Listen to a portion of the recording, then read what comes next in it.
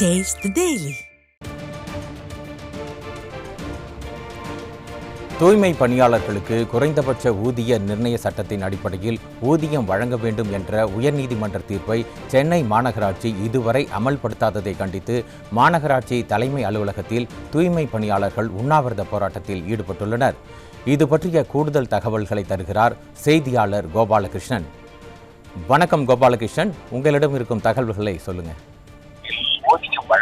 வணக்கம். அதாவது சென்னை மாநகராட்சியில் பணியாற்றக்கூடிய 5 மற்றும் 6வது மண்டலங்களில் பணியாற்றி வந்த தூய்மை பணியாளர்களுக்கு திடீரென தனியார் நிறுவனத்துடன் ஒப்பந்தம் போட்டு அங்கு அவர்கள் பணியாற்ற வேண்டும் என்ற ஒரு உத்தரவை ரத்து செய்ய கோரிதான் சென்னை மாநகராட்சியில் பணியாற்றி வந்த அந்த தூய்மை பணியாளர்கள் கடந்த 1ஆம் தேதியிலிருந்து தொடர்ந்து 13 நாட்கள் அமைதியான முறையில் சென்னை மாநகராட்சி தலைமை அலுவலகம் அருகே போராட்டத்தில் ஈடுபட்டனர். அந்த போராட்டத்தில் ஈடுபட்ட தூய்மை பணியாளர்களை காவல்துறையினர் குண்டுக்கட்டாக கைது செய்து பல்வேறு சித்திரவதைகளை செய்ததாக தூய்மை பணியாளர்கள் தெரிவித்து வந்த நிலையில் தற்போது நேற்று திடீரென கொருக்குப்பேட்டையில் தூய்மை பணியாளர் வீட்டிலேயே உண்ணாவிரத போராட்டத்தை தூய்மை பணியாளர்கள் தொடங்கினர்.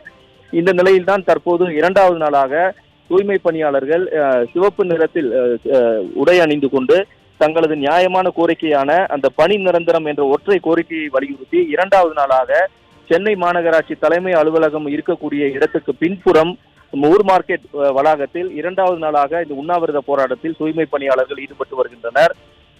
குறிப்பாக இந்த தூய்மை பணியாளர்கள் அனைவருமே 5 மற்றும் 6வது மண்டலங்களில் பணியாற்றி வரும் தூய்மை பணியாளர்கள் இந்த தேசிய நகர்ப்புற ஊரக வேலைவாய்ப்பு திட்டத்தின் கீழ் கடந்த 10 ஆண்டுகளுக்கு மேலாக பணி செய்து வந்ததாகவும் திடீரென தற்போது இந்த ஸ்டாலின் மாடல் அரசு இவர்களை நேரடியாக சென்னை மாநகராட்சியின் கட்டுப்பாட்டின் கீழ் ஊதியம் பெற்று வந்த இவர்களை திடீரென ராம்கி என்ற தனியார் நிறுவனத்துடன் பணியாற்றுமாறு ஒப்பந்தத்தை புதுப்பித்து கடந்த ஆகஸ்ட் 1ஆம் தேதி முதல் பணியாற்றுமாறு தூய்மை பணியாளர்களுக்கு அறிவுறுத்தியது.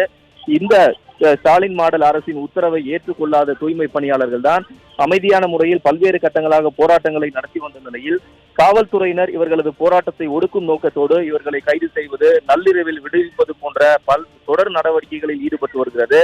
தூய்மை பணியாளர்களின் நியாயமான கோரிக்கையை நிறைவேற்ற விடியா ஸ்டாலின் மாடல் அரசு நடவடிக்கை எடுக்கவில்லை என்பது தூய்மை பணியாளர்களின் குற்றச்சாட்டாக இருந்து வருகிறது.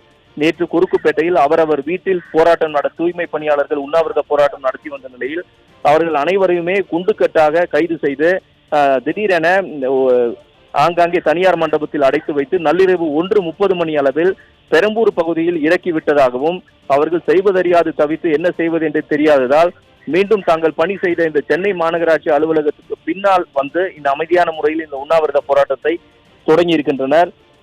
13 நாட்கள் தொடர் உண்ணாவிரத போராட்டத்தில் ஈடுபட்ட தூய்மை பணியாளர்களை சென்னை மாநகராட்சி அலுவலகத்திலிருந்து அப்புறப்படுத்த உத்தரவிட்ட சென்னை உயர்நீதிமன்றம் அவர்கள் உண்ணாவிரத போராட்டம் நடத்துவதற்கோ அவர்களது நியாயமான கோரிக்கையை நிறைவேற்றி வலியுறுத்தி போராடுவதற்கு மாற்று இடத்தை சென்னை மாநகராட்சியும் தமிழக அரசும் ஏற்படுத்தி தர வேண்டும் என சென்னை உயர்நீதிமன்றம் உத்தரவிட்ட நிலையில் தூய்மை பணியாளர்கள் போராடுவதற்கு மாற்று இடத்தை கூட இதுவரை ஒதுக்காமல் தமிழக காவல்துறை காலம் தாழ்த்தி வருவதாக பாதிக்கப்பட்ட தூய்மை பணியாளர்கள் குற்றம் சாட்டுகின்றனர்.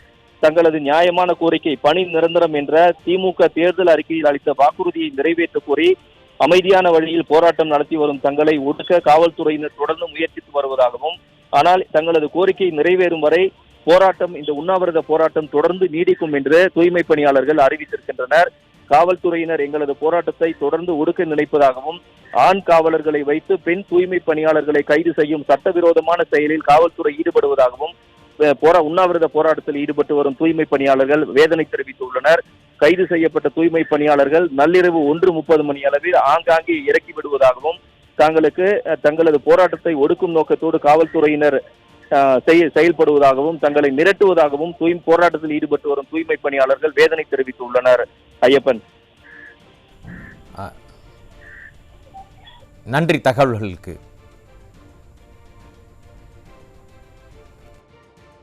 காலையில் 6 மணிக்கு நாங்கள் தொடங்கணும்.